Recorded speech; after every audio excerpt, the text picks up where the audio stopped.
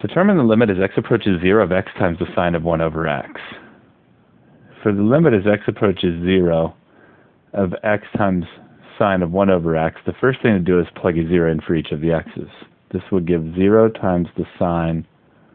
Each term that is a constant divided by x to a positive power will go to positive or negative infinity as x approaches 0.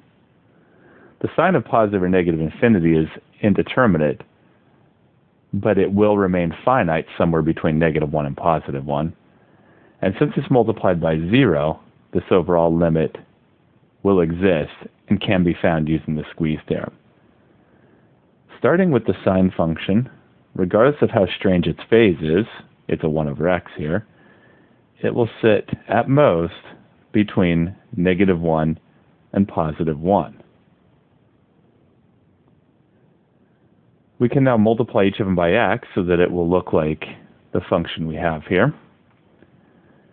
Now we'll give a -x is less than or equal to multiply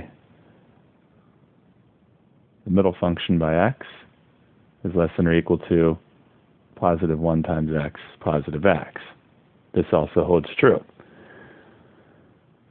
We've now formulated our function. We can take the limit as x approaches 0 of each of these.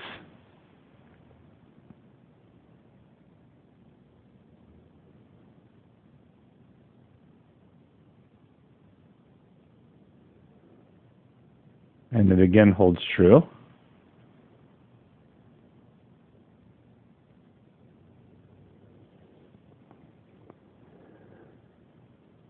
For the leftmost limit, the first thing we will do is plug in a 0 for each of the x's. That will give a -0.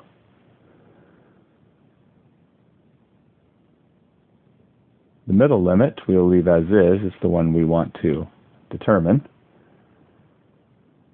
The rightmost limit, we will also plug in a 0 for each of the x's.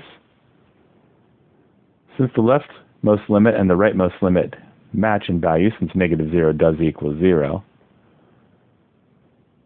the middle limit is being squeezed between 0 and 0, and by the squeeze theorem, that means this middle limit has to equal 0.